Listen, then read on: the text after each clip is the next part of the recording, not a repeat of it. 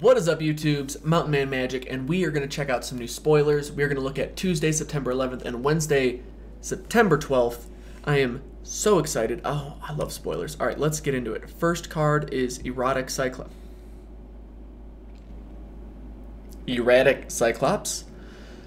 Doing good. Starting off strong. Okay, Erratic Cyclops. 3 in a red, you get a 0/8 trample. Whenever you cast an instant or sorcery spell, it gets plus X plus 0 till end of turn, where X is that spell's converted mana cost. That seems really good. One, I really like Trample in Limited. It seems to always be more difficult, and I just count it as a type of evasion because it's usually setting up blocks that either your opponent doesn't want to make or just won't make because they're not going to make a bad trade. And whenever you cast an instant or sorcery, so you cast 1 or 2 spells, this thing gets up fairly decent fairly quickly. Now granted, you have to do it every turn, but still, it just being a 0/8 that if you don't attack, it's now a monster wall that your opponent's not really getting through. Yeah, I really like that card. Okay, and we're jumping right to a split card. I know I said in the last video that I think you read these as and, but I'm going to read them as or. So it's Integrity or Intervention. So target creature gets +2/+2 until end of turn for 1 white, 1 red, and then 2 red and white. Intervention deals 3 damage to any target, and you gain 3 life. What's up? Yeah. That's a card that you're happy to play in any... I mean, yeah, this one you're only going to be playing Boros, because the trick's not bad, but you're playing it for the intervention more often than not. Man, these split cards I'm really liking, though. Giving you that flexibility, they all seem to have, like, 2 solid choices. Okay. Next up, Nightville Predator. 2 blue and 2 black for 3/3 flying, death touch, hex. Why? Why? Why would you make... Oh, my goodness. A 3/3 flying, death touch with hexproof.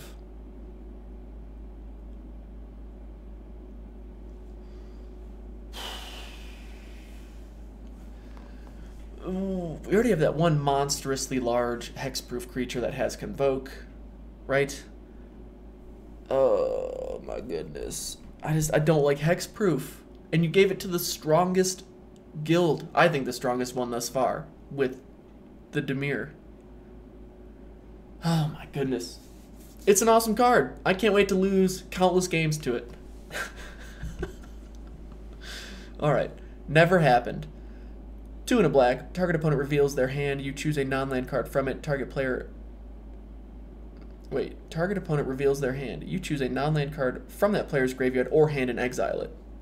Okay, so it's like, let me see your hand. And then it's like, never mind, I'm getting rid of your jump-started cards, or I'm getting rid of this card or that card. Got it. I like the artwork, though. That's pretty... It's kind of messed up. Because this dude's kind of got, like, a religious thing going with this white-ish looking garb and the little purple gemstone. And this individual's like, that never happened. Interesting choice. Alright, next up, Lava Coil, 1 in a red. Lava Coil deals 4 damage to target creature. If it would die, exile it instead. For 1 in a red, that's great. I can see why it's uncommon. Yeah, that's solid removal for limited. Golgari Raiders, 3 in a green. Haste. Haste. Okay, I can dig the haste. And Undergrowth. Enters the battlefield with a +1/+1 counter on it for each creature card in your graveyard. Starts off as 0/0. Okay, so you have to have some stuff in the graveyard. The fact that it's haste, though, is nice. Because you're probably not playing this turn 4 if you can help it. Because by turn 4, you probably don't have much in the graveyard. But the point is you can wait longer to play it, because now that it has haste, you're not really losing that initial turn. And for only 4 mana, mid to late game, you're pretty happy. Maybe you need to do multiple things. This gives you that option. I like that card. There's a lot of elves in this set. Big fan. Big fan of elves. Alright, jumping to Invert or Invent. First, switch the power and toughness of each of up to 2 target creatures, and then invent, search your library for an instant card and or a sorcery card, reveal them, put them into your hand, then shuffle your library. Alright, invent? Yeah, sure. You get 2 cards out of your deck that you want. Seems good. For 6 mana, I mean, you're taking a turn off, but then that next turn, you're getting some serious value out of it. I would imagine. Maybe in Limited, you actually don't get this as often. Like, you don't get that premium value from Invent as you'd want. Because if you draw it late game, you're probably only going to have, say, half your deck to get through, depending on what other shenanigans you got going on. So you may already have the cards you want, and then it's just kind of a useless thing, and then you're only going to use the invert. But the invert does switch the power and toughness of each of the 2 target creatures. Period. Not until end of turn, and it's an instant speed. Okay. That seems really good. Invert seems amazing. Like, no matter the circumstance, no matter what turn you're playing this, no matter what the board state is, you're happy to have the invert in your hand. Invent is just high bonus value that if you get it early on enough, if the game's going at a pace that you can take a turn 6 mana usage off. Yeah, wow, okay. That might be one of my favorite ones yet. I love the artwork for invert too. That thing's sweet looking. Never mind the head tilting, but dude, this set seems so good so far. I'm so excited. All right, Golgari Find Broker, 2 black and 2 green. Got a 3/4. When it enters the battlefield, return target permanent card from your graveyard to your hand. Little Nombo combo with the Undergrowth, but you're probably not too upset about it. To get any permanent back to your hand, a 3/4 for 4 mana, you're like, yeah, sure. Bonus card advantage. Like, this is making me think of, what was it, Scholar of Stars from M19, where it drew you a card if you had an artifact in play. This is way better than that. And Scholar of Stars was a happy to be played kind of card. It's another elf, which is awesome. Yeah, it's like 2 black, 2 green, but is that really going to be a super limiting factor? Hopefully not. If you watch our drafts, yes it is, but that's a pretty exciting card. I like uncommon. I think that's a fair rarity ranking for it. All right, moving on. Ooh, I'm digging this art.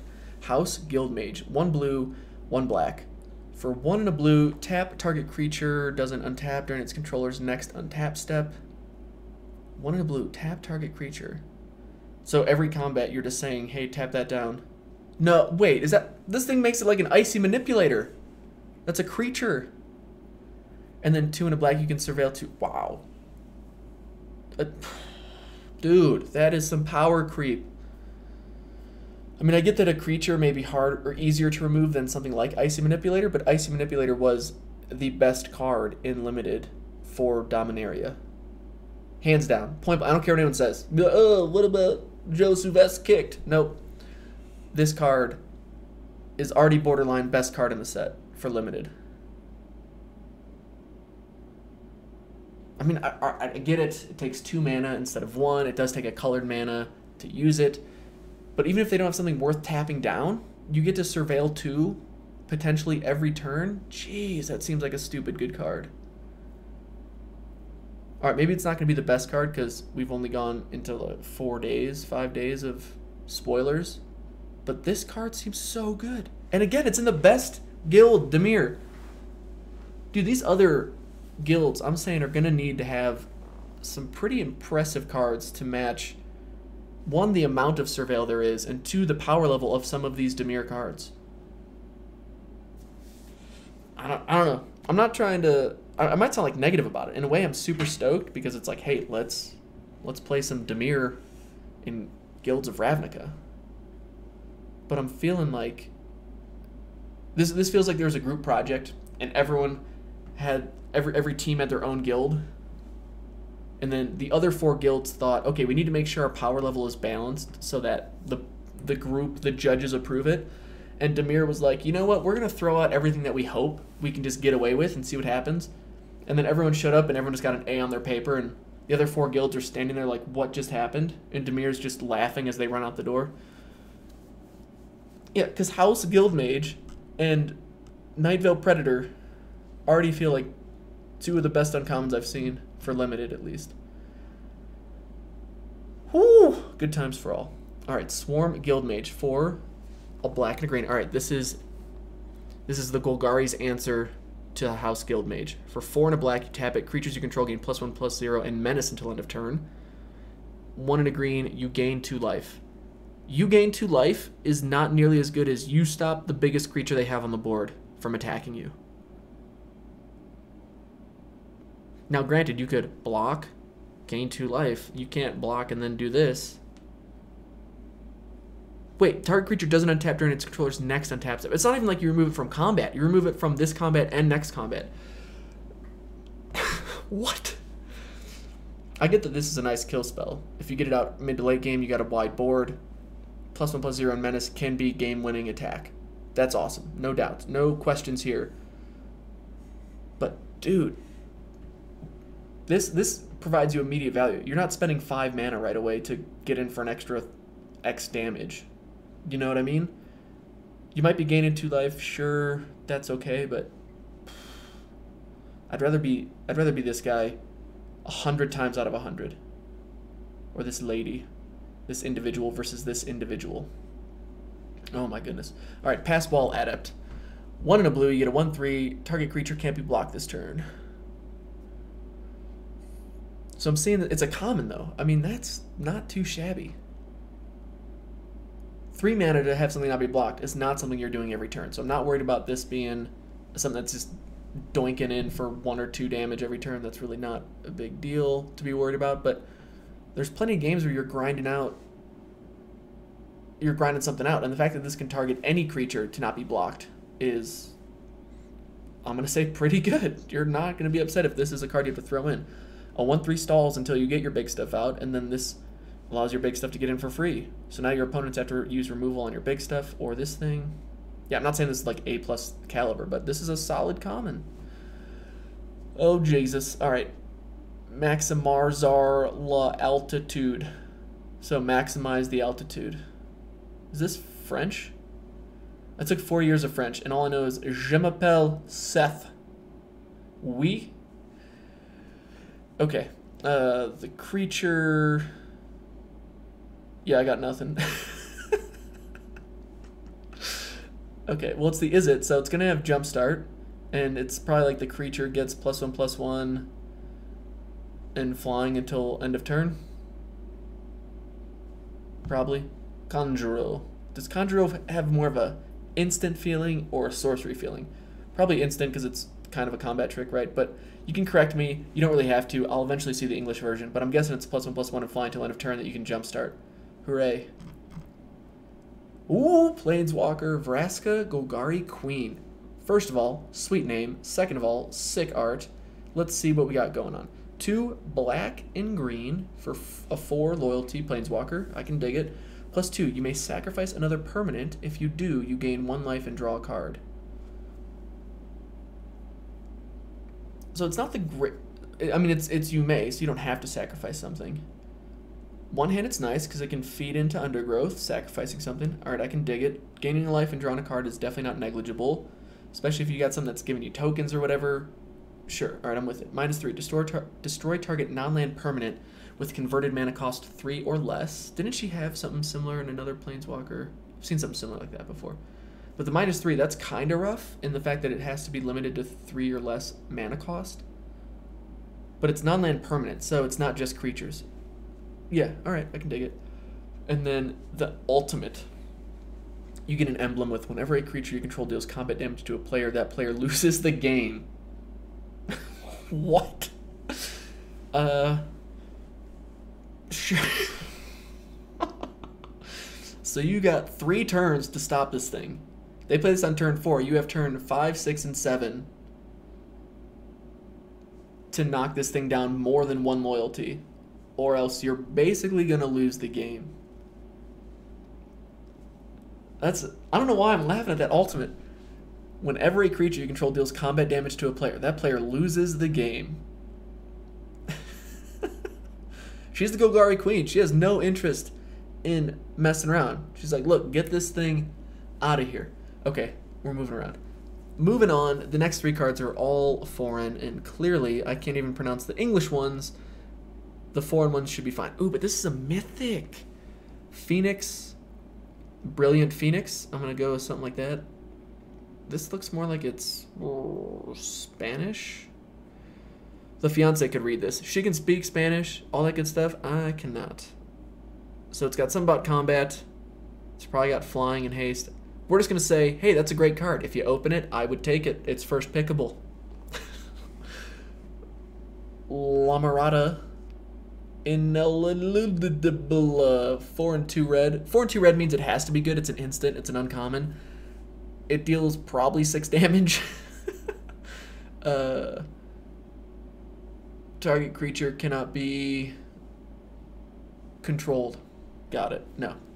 It's an uncommon. It costs 6 mana. It's got to be decent. So I would put it in the C- C range. Potentially build around B-. This is going to be like an A+ card. Gobernar La Tempestad. 4 and a red. Another instant spell. Deals 5 damage to target creature. Nailed it.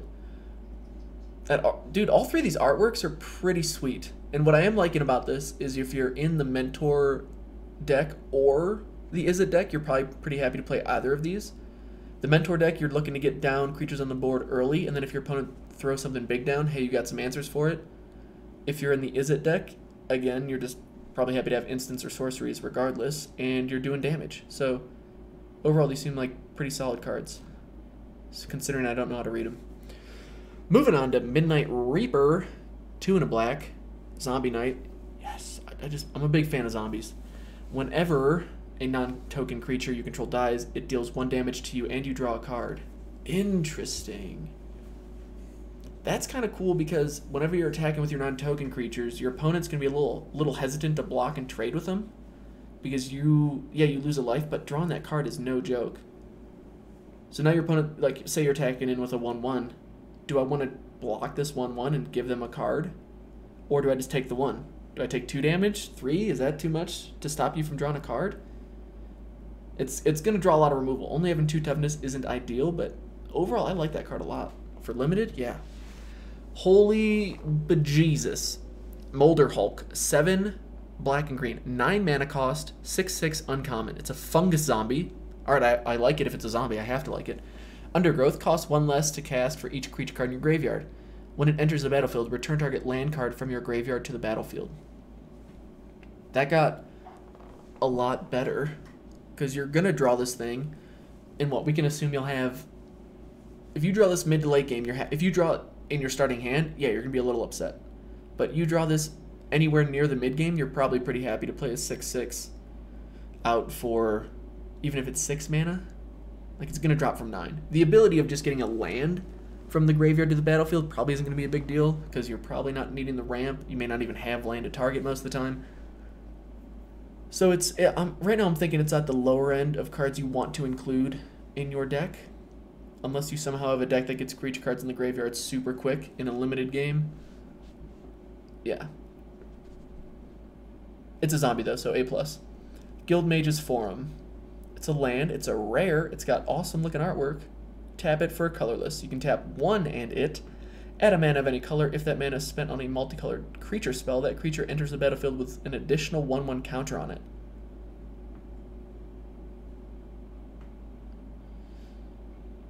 So basically you have to pay an additional 1 to cast that creature to give your multicolored creature an additional 1/1 counter on it.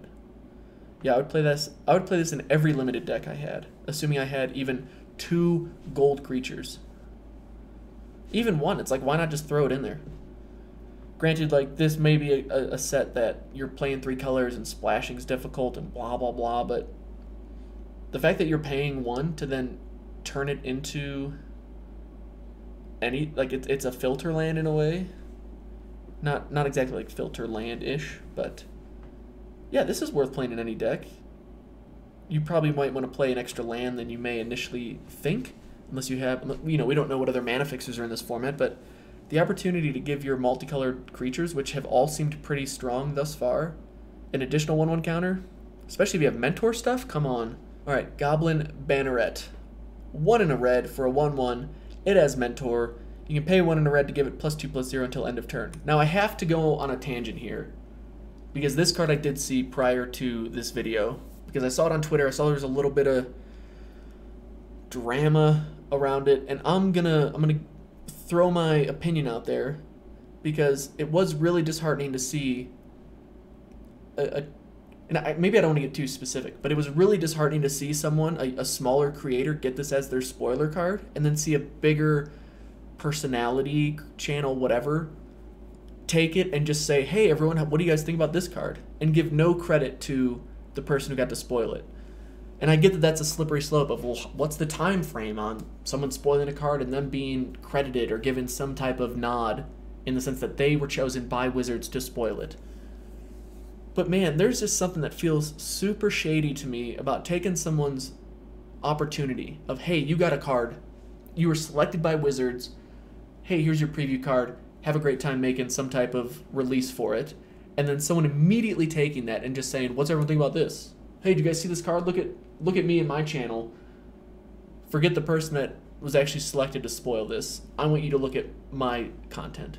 You know what I mean? Like, that just seems so wrong. And maybe you could say this is wrong. Maybe me sitting down and just going through all these completely fresh-eyed and giving some initial interpretation or just assessment of it is in the same vein, but that I wouldn't agree with. I just think, man, like, where's the courtesy of, do we have a time limit? Hours, days? I don't know. That's tough. But taking it like within the hour and saying, hey, here's a new card. Look at me and my, like, it almost sounds like it's, I would have no problem someone trying to share it, but at least start off with, hey, this channel just spoiled this card. What do y'all think about it? What is wrong with throwing that person a bone? Why does that seem so difficult for everyone? Man, I guess, yeah, and I don't know. I'm just really disappointed.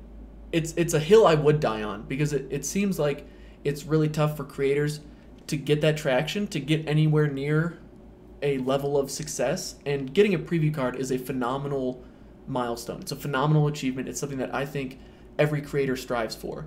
And when you finally get it, I can only imagine how good that rush of emotion is when Wizard says, hey, we like your content, we like what you're doing, here's a preview card.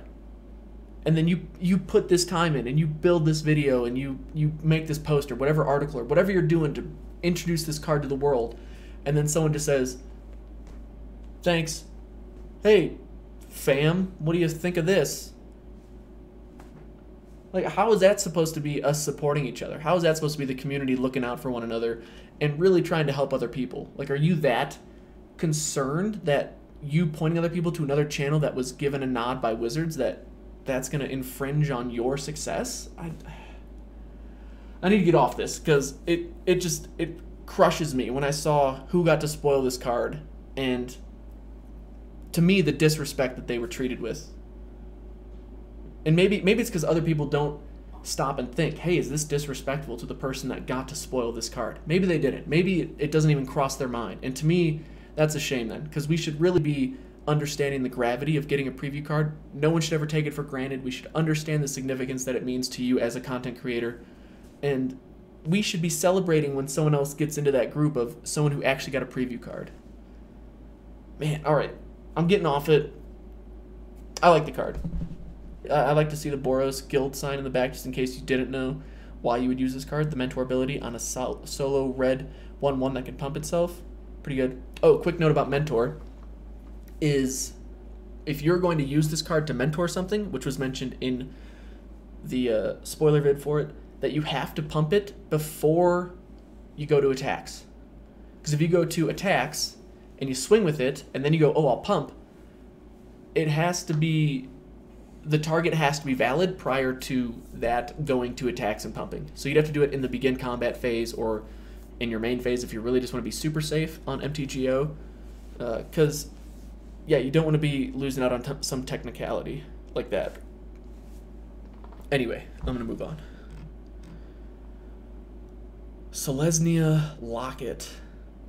This is pretty cool. Ooh, I'm jumping ahead. Ooh, all kinds of lockets. Okay, Selesnya Locket. For 3, you can drop it down and then tap it for either colors of Selesnya. That's pretty sweet. But you can then pay 4 of any combo of Selesnya mana and sacrifice it, draw 2 cards. Not bad. Is it Locket? Same general spiel, but when you pay the 4, you can draw 2 cards. Oh, they all do the same thing. Pay 4 mana of that guild's colors, draw 2 cards. I think the art looks pretty cool. Each one's kind of unique. The locket itself. Boros. I actually like the Boros one the most because it's that war metal look to it. Yeah, well done. There's a green card. It's a rare. It looks like an enchantment. First pickable. All right, then we got expansion or explosion. So expansion, blue or red. Copy target instant or sorcery spell with converted mana cost 4 or less. You may choose new targets for the copy.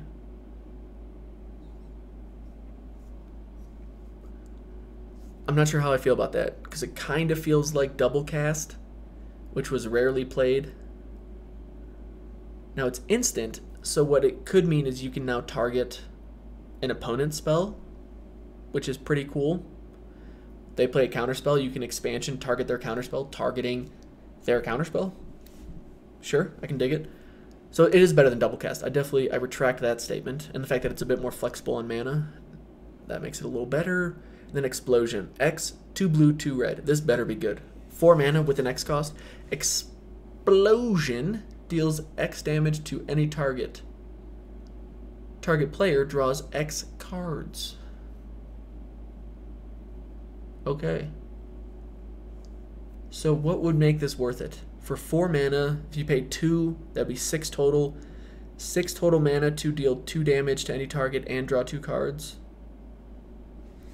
1 is not. 5 mana to deal 1 damage and draw a card. Not worth it. 2 for 6.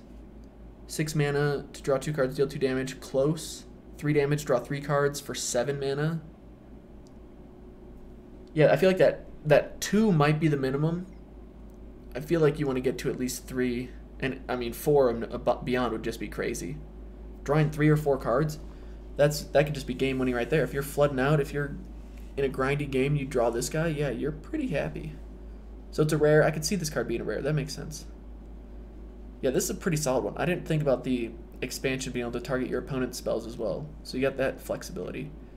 Digging these split cards. All right, Tuesday, September 11th. Never forget. All right, blue. It's also foreign. I like the artwork of him tearing up the contract that you agree to when you play MTGO. Not interested. You earn free tickets for every day. Got it. I'll take that. First pickable, though, for sure. It's a common for 2 blue. Obviously, you're putting that in every deck. Mausoleum Secrets. 1 in a black.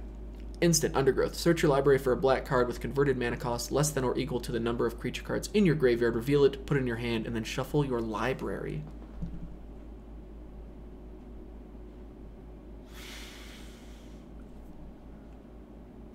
It's an instant search, which is nice. You kind of have to wait to play it till mid or late game. It has to be a black card. My first reaction to it is it's a good card. Is it a great first pickable? I want this in every black deck I have. That I don't know. That I'm not sure about. Yeah, I'm gonna have to take my time on that one. I'm really not sure. It can't be bad though. Looking for your bomb of a black card, giving yourself basically a second copy of that black card is awesome. The issue is how often do you get that max value of getting that card as soon as you have the creatures in your graveyard you need, as well as you having the time to take potentially a turn off to get the card and then play it. I don't know. All right, Whispering Snitch. That's some sweet artwork. Makes me feel like I'm genuinely the one being snitched with. Is that what's happening right now? I'm being trusted with a secret. 1 in a black for a 1/3 Vampire Rogue. Rogue makes sense. Whenever you surveil for the first time each turn, it deals 1 damage to each opponent and you gain 1 life. That is phenomenal. And 2-headed giant, I'm definitely calling that one out. Already like it. Yep, big fan. It's an uncommon, which is a little unfortunate, but it definitely should be, because if it's not, you're playing every copy that you can get, and you're going Dimir, and you're having a great time. And this is the stuff I'm excited to see. I want to see cards that utilize the mechanic of the guild without directly having that mechanic on it. You know what I mean? So you want to surveil, not only because surveilling's awesome, but now it's pinging your opponent for a damage. It's draining them for a damage. That's good. This is like the neonate of the set. I'm feeling it. Night Veil Sprite. 1 and a blue. Flying for a 1/2 whenever it attacks. Surveil 1. What? For 2 mana, you drop this thing on turn 2. A flyer. That's not a 1/1. It's a 1/2. So you don't even care if it gets blocked by another thing that has a weak power. Because every turn you attack with it, you get to Surveil. That seems so terrible. Dude, I'm telling you, Surveil has some of the stupidest cards so far. What is this? Do I just have 0 ability to just rate cards and think what's going to be good? I don't know. Notion Rain. That's some wicked, cool-looking art. It's kind of got a Matrix feel to it. Anyway, 1 blue and black. Surveil 2, then draw 2 cards. Notion Rain deals 2 damage to you. Okay. Sorcery speed. It's a common card, though, so Surveil 2, then draw. I would take 2 damage to Surveil 2 and then draw 2 cards as often as I could. Does this feel better than something like Divination? Is the 2 damage really going to move it that far down the line? What was it, like Glimmer of Genius or whatever? The blue card from the Kaladesh Aether Revolt block. It was scry 2, draw 2, get 2 energy. And that was, I mean, that was standard constructed powerful. Yeah, this card feels good. It is not damaging my opinions of the Dimir Surveil Guild being the best one thus far. All right. Ooh, another guild gate. Gateway Plaza. That looks sweet. Enters the battlefield tapped. When it enters the battlefield, sacrifice it unless you pay 1. Add 1 mana of any color. So it's a guild gate for all the guilds. Is it a gate if all the guilds are going to use it? You know what I mean? Like, it's not... Or it's not a guild gate. It's just a gate. It's just a mana fixer. It's the same as whatever that card is that I never played with in M19. Moving on. Artful Takedown. 2 blue and black. It's an instant. You can choose 1 or both. Tap target creature. Target creature gets -2, -4 until end of turn. I think I did see this card as well before doing this video. And I think it's because people were like losing their minds about like, look at how good this common card is. It's, I don't know if it's game-breaking good. The fact that it's common, I think, is the worst part. Because if you're playing Dimir, you're going to have to assume they have at least 1 of these, if not 2. Dude, I have not seen a Dimir card yet that I would not want to play in Limited. Is that a problem? Am I just losing it? But this is nice because they go to, you say, all right, I'm going to go to combat. Oh, okay, in response, I'm going to tap your creature and then kill that one. Because the -4 to toughness is... That seems too strong. That seems too strong. Even if it's not direct removal, it's probably going to weaken a creature to you being able to block it with whatever else you have on the board, and it dies. And if for whatever reason that creature can't be killed, you're going to tap it down this turn. Or, if you're in a close game and you just need to push through some last damage, now you can do it on your turn and tap their creature, kill one. You now have 2 less blockers to worry about. Yeah, that seems too strong. I can see why people are losing their minds now. I just saw the artwork and I saw like you get to do 1 or 2 things. I wasn't totally sure what it did, but I didn't really think about it. Yeah, that seems super strong for a common. You know what the hardest part about Dimir is going to be? Is all the playables you have, filtering them down to actually work and be a consistent deck. But dude, you know what? This is the only card right here. This is the card I'm not sure I would play because I don't know what it says. Got it. Okay. This guy looks like he's going to cheer me up. Nullhide Feryx. For 2 and 2 green, you get a 6/6 Mythic Rare, 6/6 Hexproof. We've already seen 3 Hexproof creatures, and they're all good. We've seen 2 for the Selesnya Guild thus far. 2. Alright. 6/6 Hexproof. You can't cast non-creature spells. So you can only cast creature spells, which in Limited may not be the biggest handcuff. Constructed, you can obviously work around, but it also says pay 2. It loses all abilities until end of turn. Any player may activate this ability. Interesting.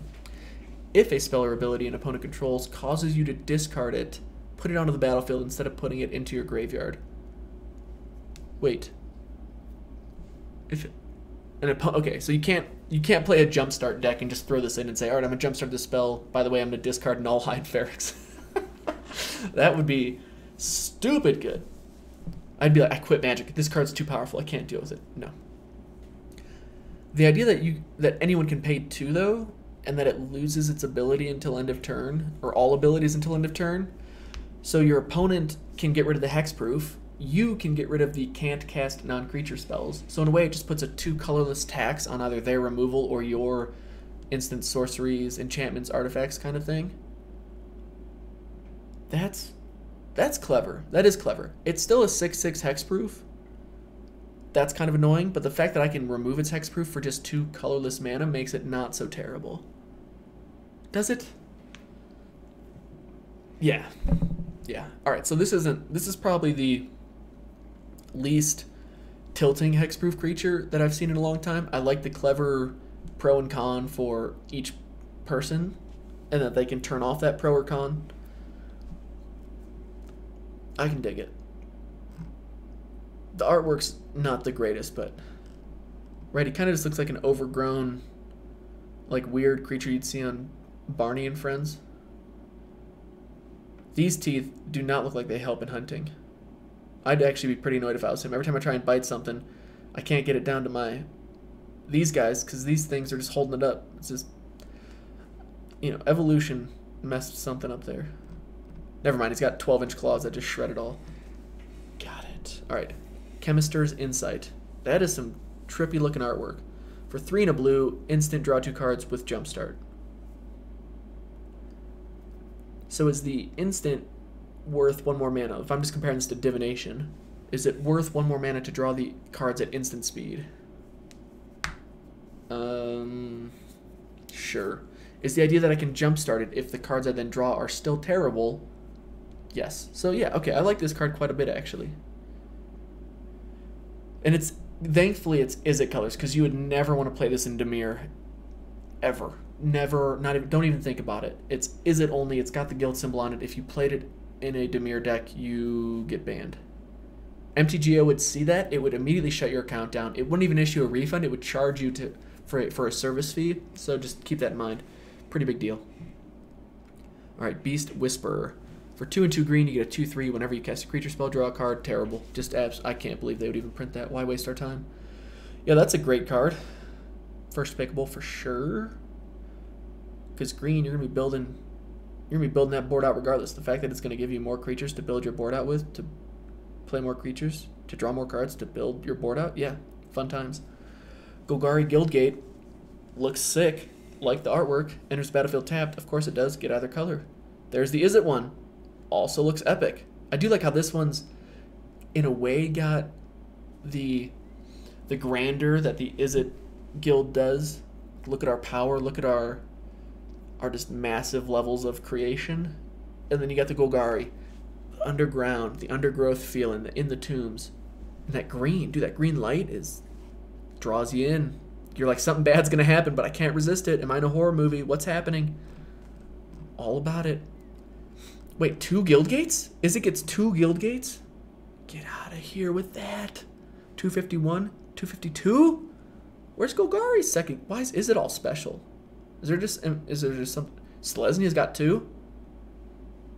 Look at the... Dude, all these artworks look so good. These things in foil gotta look sweet. Oh, the Dimir guild gate. Yeah, look at that. Why even bother, All your cards are so good, you don't even need the guild gates. Boros guild gate. I like the symbol just right on top. We are here to fight. In case you didn't know. And then we got this one, also still here to fight. Boros I like in the sense that every card that has that fist just makes me, like, I get it. You want to punch something so much that it's all you put on all your stuff. What do you put? Literally a fist. Because that's what we're going to do. Everything that sees a... Never mind. Let's just stop there. We punch everything. That's how we mentor people, by punching them. District Guide. 2 and a green for a 2/2. When it enters the battlefield, you may search your library for a basic land card or gate card, reveal it, and put it into your hand, shuffle. Well, there's our mana fixer. This is our Skittering Surveyor of sorts, although it's not nearly as good as Skittering Surveyor because that was an artifact. This is green, but hey, green's got a mana fixer. Go figure. It's really cool that I can grab a gate card as well. Do we know if the gate cards are going to take the land slot for a pack if they're in it? That'd be interesting to know, because I know they put the tap lands for M19 in the land slot. Just if they're not, then we probably have a better chance of getting these if we want them. Right? Would that make more sense? I don't know. Math. Odds. Alright. Almost to the end. Guild Summit. For 2 and a blue, whenever Guild Summit enters the battlefield, you may tap any number of untapped gates you control. Draw a card for each gate tapped this way. Whenever a gate enters the battlefield under your control, draw a card. So for limited...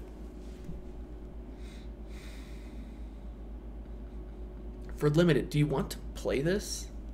You probably don't want to play it unless you honestly have 4 or 5 gates in your deck. Because the idea of me playing this card for 3 mana and then potentially, like say I only have 2 gates in it, I shouldn't be assuming I'm going to draw both of those every game. So if I draw one of them, me paying 3 mana, having this on the board then allows me to draw an extra card, or basically replace this card.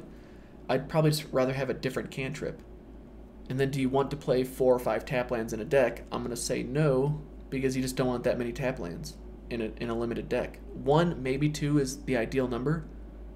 So this card I'm not seeing as very exciting. That's probably the worst blue card I've seen thus far. That's what I'm going to say. I'm calling it now. Tell me why I'm wrong.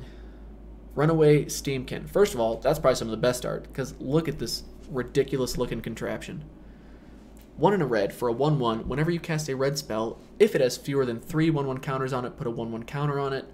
Remove 3 1/1 counters from it. Add 3 red mana. This seems like is its favorite card on the planet. Whenever you cast a red spell, if it has fewer than 3 1/1 counters on it, put a 1/1 counter on it. So you can only get it up to a 4/4, but then once it's a 4/4, you can opt to remove 3 of the counters and then basically cast a spell. And then keep doing it. And when you remove the 3 to add the 3 mana to pay for a spell, it goes right back up to 1 counter at least, so you're really only losing 2 counters. That seems like a cool card. It might be a bit of a build around because you're not just going to throw into every deck that you only have a few spells to play, but with how many good spells I've seen Izzet have this far, you're probably happy to play this in every Izzet deck you draft. And with that artwork, it's like, how are you not going to at least... It's going to make you laugh at least. You're going to at least feel happy when you have it in your hand or you play it. Moving on, Ionize. Dude, I love this art where it's this blue, ethereal, magical, powerful looking thing. Yeah, dude, the art in this set has been so phenomenal as well. This set just feels sweet so far. For 1, blue and red, counter target spell, deals 2 damage to target that spell's controller. Yes, that's a fun card. Yes, that's a card you're happy to play. The shock counter for 3 mana. Yes, please. Goblin Crater Maker. I'm a big fan that they have goblins in this set too. This kind of has that initial magic feel. Elves, goblins, just the classic Tale as Old as Time battle. And then they always make these goblins, these little goobers that do these ridiculous things like Crater Maker. All I can picture is this dude trying to set off bombs and he just almost blows himself up every time, which it looks like he's about to do right now. For 1 and a red, you get a 2/2. You can pay 1 to sacrifice it. Deals 2 damage to target creature or destroy target colorless non-land permanent. What? 2 damage to any target creature. I mean, that's okay. You can sacrifice it to shock something. To shock a creature. Or you can destroy target colorless non-land permanent. So I'm reading that as something really tame and basically never played like an Ugin. Am I saying that Ugin? Am I now just forgetting that? Karn? You don't have to worry about Karn anymore because you just play this bad boy down. And, oh, by the way, I'm going to sacrifice it and destroy your Planeswalker. It gets rid of artifacts. That seems... Maybe in Limited, it's not going to be super great. I mean, I'd still maybe look to play it just because it can be removal for a creature. And maybe I have Goblin Synergies or something like that. But in Constructed, Commander, really anything, you're probably going to play this, in it, especially like Commander Brawl type stuff. You're probably going to have this in your deck if it's red. Destroy target colorless non-land permanent. That seems like it's got lots of good potential. Sideboard potential, probably not main deck. Deafening Clarion. Again, cool artwork. I'm digging this dude. He's like, this is the guy that trained all the Ricola people. He got fired because he took his job too serious. But we got a Boros card, Deafening Clarion. 1 red and white. It's a sorcery. Choose one or both. Deals 3 damage to each creature. Creatures you control gain lifelink until end of turn. So they gave Boros a potential board wipe spell and or a potential spell that can really turn the tides of a game. That's a sweet card. Because the fact that you get to play it, of course, means you can plan your creatures to hopefully not all get wiped out. And then if your creatures don't get wiped out, it's like, oh, by the way, they all have lifelink. So I'm going to swing, and if nothing else, I'm maybe not kill you, but I'm buying myself more than enough time to stabilize and do try and pull this one out. That seems like a good card. Yeah, I like this one. Wait, okay, so we've seen the choose one or both. Are they going to do a cycle of these? What was the other one we saw? It was this one, the Dimir one. Is that rare, like, exponentially better than this common? Overall, I'd probably say yeah, but does it have that power disparity of rare to common? That could be tough. I mean, yeah, situations, blah, blah, blah on this. The board wipe could be nice, but if you're in the Boros guild, the 3 damage is probably going to be harder for you to work around than any other guild to work around. Maybe Selesnya would really get blown out by it, because they're going to maybe have this issue of being super wide with lots of small creatures. Or at least it'll help people that have gone super wide. But if you're Boros, you're the one trying to go wide. So it seems a little counterintuitive in that regard. It's also at sorcery speed. This is at instant speed. I don't know.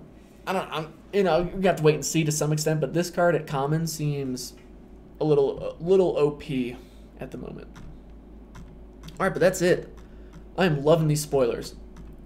90% of the cards I've seen thus far seem like they're going to be fun to play with.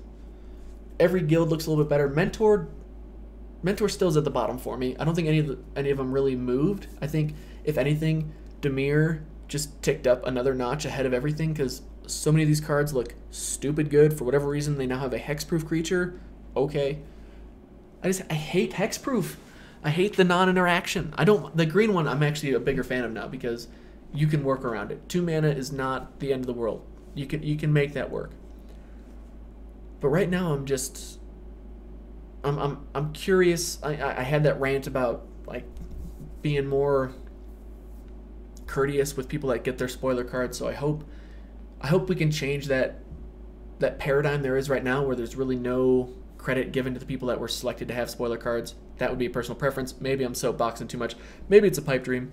So I'm sorry if that dampened this video a bit, but these cards overall have me very excited. The artwork often looks pretty sweet.